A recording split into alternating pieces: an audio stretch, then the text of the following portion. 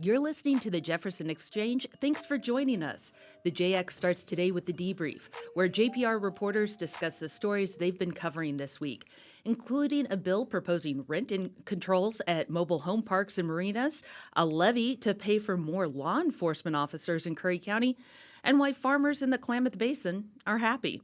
I'm Maria Carter, JPR's news director. I'm Roman Battaglia, politics, environment, and energy reporter. I'm Justin Higginbottom, public health and safety reporter. And I'm Jane Vaughn, housing, homelessness, and education reporter. Welcome, everyone. Jane, this week you covered a proposed bill in the Oregon legislature that would impose certain rent controls. Tell us about what that would do. Yeah, so that's House Bill 3054, and it basically would limit rent increases in marinas and manufactured home parks in Oregon. So if you have more than 30 homes in a park, the annual rent increase would be limited to 6%. And if you have a park with less than 30 homes, the rent increase would be limited to either 10% or 7% plus inflation. So whichever one Get is out lower. your calculators. It's a little bit complicated. And there's some other stuff in the bill as well. There can be, for example, up to a 12% rent increase potentially if it's for a specific project at a park, if you want to upgrade the infrastructure, repair something, do some sort of facility upgrade. But that has to be approved by 51% of the tenants there if they vote. So if over half of the tenants there vote for a specific project upgrade, then there can be up to a 12% rent increase, but otherwise these limitations would be imposed. Now, doesn't Oregon already have some rent controls? Yes, so they were implemented in 2019 and amended in 2023. But for the parks with more than 30 homes, this bill would propose a lower limit on the annual rent increases. So again, it's a little bit complicated, but if you have more than 30 homes, that annual rent increase would be limited to 6%. And right now, the statewide rent controls are the same as what's proposed in this bill for parks with fewer than 30 homes. So whichever one is lower, 10% or 7% plus inflation. And why was this bill introduced?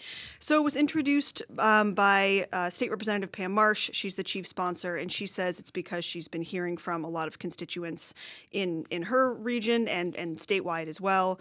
She says there are a lot of people living in manufactured homes who are facing particular difficulties when their rent increases. So a lot of people have seen rent increases. In general, it's pretty common. But she says that they face sort of unique problems because they do own their home, but they don't own the land or the water that it's on. And so it can be harder for them to move. So if the rent is increasing, they either have to cut back and spend less in other ways, or she said they could try to sell their home and then try to find somewhere else that's affordable. But we know that's hard. It's a tight housing market. That's a whole process. So her argument is that she's trying to keep homeowners from being priced out of their homes, which they already own, and let them stay in place. She says she's also seeing a lot of parks that are being purchased by out-of-state entities and jacking up the prices. And so she's heard from a lot of residents who are panicking that they're not going to be able to stay in their home. So who is opposing this bill, and what are they saying about it? Yeah, there's been a fair amount of opposition from this bill from manufactured home park owners, or I guess marina owners, saying that this bill would make it harder for them to operate. You know, they're not all out-of-state entities, and they say that they're facing some increased costs as well, and these rent increases help them cover their expenses. They think that if this bill is passed, it would cause widespread economic problems. One person said that this bill really puts the onus on park owners to not only provide affordable housing to people, but also their costs are increasing. So are park owners just supposed to eat that cost themselves? They're trying to stay in business. Utilities are more expensive. So that's kind of their argument and their concern with this bill. Representative Marsh did say that she has edited the bill a little bit since talking with these park owners to try to address some of their concerns. So for example, there's no longer a limit on the rent increase that can happen in between tenants if you get a new tenant. So that was something that had changed as a result of her talking to those owners. I'm not sure if that's enough for them to support the bill. The bill is currently in the Senate Committee on Housing and Development, so we'll have to see if it passes and what happens to it next. Yeah, we'll be keeping tabs on that. Justin, you had another story we're keeping tabs on about a Curry County law enforcement levy that will be on the ballot next month. Can you tell us more about that? Yeah, so this will be on May 20th's ballot, and it's a 5-year tax that would charge $1.12 per $1,000 of assessed property value. And this levy comes at a time when the sheriff's office is really struggling financially. They're down to 3 patrol officers for the whole county. They're only patrolling part of the day, so like in the middle of the night, there's no one on patrol in the county, at least from the sheriff's department. They're not responding to certain calls, actually. So generally, an officer won't come out unless there's a crime in progress. Wow. So yeah, that's the state they're kind of in right now. And these money troubles aren't new. So this is one of the counties in Oregon which really relied on revenue from logging on federal land, and that's dried up over the years. It's kind of a common story in this region. They tried passing a levy last year, which I covered, but that failed. And so now they're really in this tough spot, even tougher spot than they were last year. This levy would fund 5 patrol deputies, a sergeant, and 2 dispatchers, like I mentioned. And the problem here is that voters in Curry County are pretty tax adverse. They've had trouble passing levies in the past, like I mentioned. Residents are struggling themselves, and it's just been a hard sell to voters in the past. Well, and this levy comes at a time of pretty high tension between commissioners and the sheriff. Tell us more about what that relationship is like. Yeah, that's an interesting relationship. So the commission and Sheriff John Ward, they've just not been getting along for a while now. Commissioners claim Ward has refused to attend board meetings. He actually wasn't at the board meeting when this levy was discussed. There's a citizen volunteer that kind of laid out the details of this levy. They also claim he hasn't handed over information about his department, like property documents, financial documents, just operational information, what kinds of calls they're responding to and what kind of calls they're not responding to. Here's Commissioner Brad Alcorn at that board meeting last week. What is the sheriff's office actually doing? What are they actually doing? Does anyone know? Does anyone know what our crime rate is? Does anyone know how many calls for service are going unanswered? Wow, those are some good questions, right? Yeah, and the commissioners say they have no idea, like Alcorn just said there. So the commission actually sued the sheriff's department to get a judge to force the sheriff to provide these things, and that case is still pending. Sheriff John Ward also filed a bar complaint against the county's legal counsel, basically saying he's been harassed by that legal counsel. So the relationship between the commissioners and the sheriff has been a little strained. Yeah, I think strained for sure. It sounds like that is to say the least there. In your story, you get into some new allegations by commissioners against the sheriff. What are those? Yeah, they used some of this board meeting where they brought up the levy, described the details of the levy to air some more grievances. So there was this dispute some months ago when the county sold a sheriff canine vehicle. That was after the sheriff's office actually got rid of their dog. So the county said, well, you don't need this vehicle anymore. And the sheriff didn't like that because, if they got funding in the future, they might need that vehicle. But the commissioners brought up that the sheriff's office actually has 42 vehicles, which they say are county property. The sheriff's department don't own those, and they want the keys to those vehicles. And the sheriff allegedly has refused to hand over those. The commissioner also said he has photographic evidence that some of those vehicles are parked at deputies' homes. So that gives kind of a sense of the environment we're in, where commissioners are collecting photographic evidence against their own sheriff's department. And they also believe that they have evidence of the sheriff's office potentially submitting fraudulent boat inspection data to the Oregon State Marine Board. So that was a new allegation I'd heard. And what is being done about all of this? Is it being investigated? A commissioner said they forwarded that information to Oregon's Department of Justice, so we'll see what comes of that. I haven't been able to reach Sheriff Ward. He's probably pretty busy right now, but he has spoken to other outlets and said basically the boat inspection data claims that was just a misunderstanding and that they're okay with the Marine Board now. But the point is you have all this drama in the background as this levy goes on the ballot, which, the commissioners actually support this levy. They think there should be more funding for law enforcement in their county, but that doesn't change the fact that they're not happy with how the sheriff's department is being managed. Wow, so interesting. Thank you so much, Justin. Roman, you reported on this year's water allocations to farmers in the Klamath Basin. What's the news there? Yeah, it's good news. What Finally. good news? I love I know. that. Well, there's basically what they said. The Bureau of Reclamation, which manages water in the Klamath Basin, said that there's going to be enough water for everyone this year.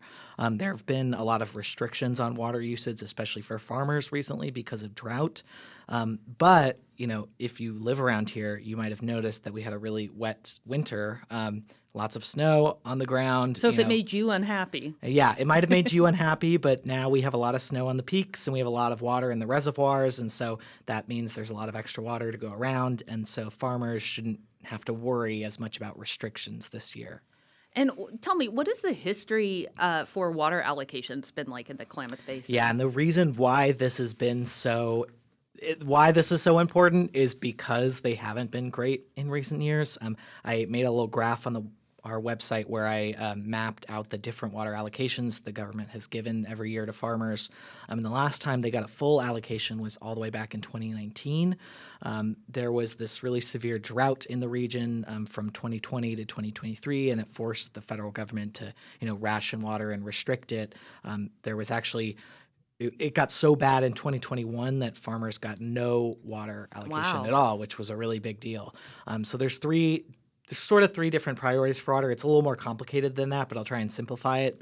First, and the highest level is for tribes, which really means to use the water to protect endangered species. So they both have to keep a certain amount of water in Upper Klamath Lake for endangered species there, and then they have to let a certain amount of water down the Klamath River for endangered species downriver. So they have to do that first, and then water can go to farmers, and then that goes in priority order. Lots of different farmers have different types of water rights and different types of leases and all sorts of things. It's really, really complicated, but farmers will then get water, and sometimes some farmers might not get any water. Sometimes they all do, like today.